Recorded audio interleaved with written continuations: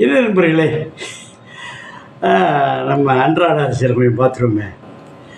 அதாவது பொழுது போகணுன்னு வச்சுக்கங்க, அது வேலையத்த நாவிதர் பூனையை பிடிச்சிக்கிட்டு அந்த முடியெல்லாம் வெட்டுற மாதிரி சொல்லுவாங்க. அது ஒரு பச்சையாக சொன்னால் நல்லா இருக்காது.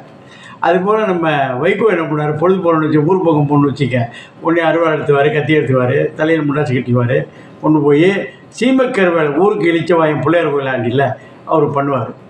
அவர் ஏற்கனவே பண்ணார். கோர்ட்டில் ஹைகோர்ட்டில் சொல்லிட்டாங்க, சுப்ரீம் கோர்ட்டில் அகற்றுங்கன்னு சொல்லிட்டு இருக்காங்க. அதெல்லாம் உண்மைதான். அப்புறம் அந்த இவங்கெல்லாம் வேறு சொல்லிகிட்டு இருப்பாங்க, அந்த அந்த பூ உலகி நண்பர்கள்லாம் ஒரு பேசிக் ஐடியாலாம் பண்ணுவாங்க. ஏங்க, கருவேல் என்பது ஒரு தாவரம். அது சூரிய ஒளி, பச்சையம், தண்ணீர், மண் இருந்தால் தான் அது முடியும். கருவேலுக்கு மட்டும் எல்லா மரங்களும் அதான் என்று போட்டோசிந்தசிஸ். அப்போ கருவேல் மரம் தண்ணி எடுத்துக்கிறது ஒரு செய்தி தெரியுமா? அரிசி வந்து 1 கிலோ உற்பத்தி பண்ணுவதற்கு எவ்வளோ தெரியுமா தண்ணி தேவைப்படுது? 1050 லிட்டர் தண்ணி தேவைப்படுது 1 கிலோ அரிசிக்கு. இந்த சீமக்கருவேல் வந்து இளிச்சவாயினா தெருவில் ரோட்டு போகிற மாடு பசுமாடெல்லாம் போய் பசுமாடு காலமாடெல்லாம் அவுத்து விட்டு எல்லாம் குத்தி பெரட்டி பண்ணிகிட்ருக்கு. அதெல்லாம் விட்டுவிட்டு ஏன் போய் கருவேலை பண்ணிட்டு கிடக்கிறார்? ஏனென்றால் அந்த பகுதியில் உள்ள தலித்துகளின் பரிபூர்ண வருமானம் கொடுக்கக்கூடிய ஒரு தாவரம். இன்றைக்கி வந்து டெய்லி பார்த்தா சதம் அடிக்கிறது, 7 இடங்கள் சதம் அடித்த வெயில் ஃபாரின் ஹீட்டில் போயிடுச்சு. நாகப்பட்டினம், தஞ்சாவூர், இந்த பக்கம் பார்த்தா சென்னையிலே போயிட்டுருக்குன்னு உள்ளே விட்டு பார்த்தா ராமநாதபுரம் தான் போயிட்டுருக்குன்னு பார்த்தா என்னவென்றால் பசுமையை அழிக்கப்படுகிறது. அது குறிப்பாக மெனகட்டு அழிக்கிறதுனாக்கா என்னமோ ஏற்கனவே மாமரங்கள் தென்னை மரங்களை காய்ச்சி குலுங்கின மாதிரியும் அந்த வேலிகாத்தான் வந்து அப்படியே பிரட்டி விடுன மாதிரியும் கற்பனை பண்ணுறாங்க. அதுவும் இல்லை, பர் கேபிட்டா இன்கம்னு யார் கையில் ஒரு பாக்கெட்டில் கை விட்டால் 100-200 இருக்கும். எங்கன்னா ஈரோடு அந்த மாதிரி இருக்கும். ஈரோடாக இருக்கட்டும், அந்த நிறைய அந்த நெட்டிங் ஏரியாவில் இருக்கும். அதுபோல் கிராமத்தில் வந்து யார் கையில் வச்சாலும் காசு இருக்கு. ராமநாதபுரம், ஒருங்கிணைந்த ராமநாதபுரத்தில் ஒரு காலகட்டத்தில் 78லேருந்து 80 வரையும் என்ன பண்ணாங்க, ஏரியல் உலக வங்கியில் கடை வாங்கிட்ட ஏரியல் வியூவில் படம் எடுத்தாங்க. வாரத்துக்கு ஒரு படம் எடுத்தாங்க, ஹெலிகாப்டரில் எடுத்தாங்க. ஒரு வில்லேஜும் அப்போ உள்ள 72,000 வில்லேஜில் எடுத்தாங்க மேலே. அப்புறம் வந்து ஏரோப்ளைன்லேருந்து எடுத்தாங்க. அப்புறம் சேட்டலைட், அப்போ உள்ள சேட்டலைட்டில் எடுத்தாங்க.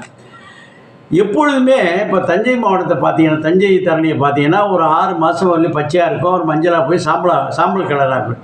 ஊட்டியெல்லாம் கூட அப்படி தான் இருக்கும். ஆனால் 365 நாள் வந்து இதாக இருந்துச்சு, க்ரீன், டார்க் க்ரீன் ஆகிடுச்சு. எது என்று பார்த்தால் உலக வங்கியில் அந்த குறிப்பிட்ட இடத்துக்கு வந்து லோன் கொடுக்குமா, என்னங்க க்ரீனாக இருக்கே, கொடுக்க மாட்டேன்ட்டான். என்னவென்றால் ஒருங்கிணைந்த ராமநாதபுரம் அந்த டார்க் க்ரீன் எவர் க்ரீனாக என்ன இருந்துச்சுன்னு பார்த்தா வேலிகாத்தான் தான். அது வந்து குளுமையை கிடைக்கும். நிறைய இடத்துல நீங்கள் பார்த்தீங்கன்னாவே அந்த வேலிகாத்தான் கீழே கட்டை போட்டு படுத்துகிற மாடை கட்டியிருப்பாங்க. அது யாருக்கும் எந்த தொந்தரவும் இல்லை. அதை என்ன பண்ணால் நார்த் இந்தியன் என்ன பண்ணிட்டாங்கன்னா அந்த கறியாக்கி என்ன பண்ணாங்க, ரூர்கேலா அந்த இரும்பு தொழிற்சாலைக்கு கறி வந்து அதுதான். அது மாதிரி அமெரிக்காவில் வந்து கறி அந்த வேலிகாத்தான் கறியை தான் எடுத்தாங்க. அந்த பீஃபெல்லாம் இருக்குல்ல, அதை பேக் பண்ணும்போது தண்ணியெல்லாம் வந்துடக்கூடாதுன்னு சைடில் வைப்பாங்க. அது ஒரு பெரிய பிஸ்னஸ். இப்போ இன்றைக்கி இருக்கக்கூடிய 70,000 கோடி 7 லட்சம் கோடியாக வரக்கூடிய அளவுக்கு வருமானம் வரக்கூடியது அந்த ஒருங்கிணை. அது மட்டும் இல்லை, சில தருமபுரி, கிருஷ்ணகிரிலாம் அது என்ன செய்வாங்கன்னா, அந்த ஒரு பெரிய செழுமையான நிலைமையில் சும்மா கிடந்த நிலத்தில் அதை வளர்த்துவிடுது. காமராஜர் சம்மந்தம், காமராஜர் வந்ததே வந்து 52லேருந்து 62 அந்த மாதிரி தான். அதுக்கப்புறம் தான் பக்தவச்சலம் வந்துட்டார். அவர் கொண்டு வரவில்லை, ஏற்கனவே தானாக வந்ததில் வந்து கொண்டு வந்து அப்போ விறகுக்கு இல்லை, அதனால் பண்ணான். இது ஏங்க நம்ம மக்களாத்து வாங்குறோம்னா, இது தலித்துகள் இருக்காங்க, குறிப்பாக தேவேந்திர குல வேளாளர்கள் கறியாக பண்ணி, இந்த மாதிரி கறி பண்ணி அதை காலை போட்டு நிறைய சப்ளை பண்ணுவாங்க. சேட்டுகள் அதை கணிக்கு போயிட்டு அதை ஏற்றுமதி பண்ணுறது, அமெரிக்கா பண்ணுறது பண்ணிவிட்டு ஒரு சொற்ப இது குத்தம் எடுத்து பண்ணாங்க. அவன் வயிற்றில் போய் அடிக்கிறது. அவன் வெள்ளச்செலியமாக போட்டான்ல, வைகோ சார்ந்த சமுதாயத்தினர் அந்த பக்கத்தில் மற்ற மிடில் உள்ளக்கூடிய நண்பர்கள் வந்து இவன் பிரைட்டாக இருக்குது, அதை பிடிக்காது. அதை வெடி வைக்கிறது என்னான்னு பார்த்தா தண்ணியை உறிஞ்சி மிச்சம், இது மட்டும் தண்ணியை உறிஞ்சிக்குது, மிச்சது மட்டும் தண்ணியெல்லாம் உரியுறது இல்லையா, மாம்பழம்லாம் உரியுறது இல்லையா. அது இன்னைக்கு மின்சார தயாரிப்புக்கு வந்து நிலக்கரி போய் சுரங்கத்தில் பண்ணிகிட்ருக்காங்க. ஒரு இடத்துல காசு அடிக்கிறது வேலை, ஒன்றுமே இல்லை. அந்தந்த ஊரில் உள்ள கருவேல் மரங்களை எடுத்து எரித்து அனல் மின் நிலையம் பண்ணாங்க. தெரியாதா? இது ஒரு பெரிய குடும்ப.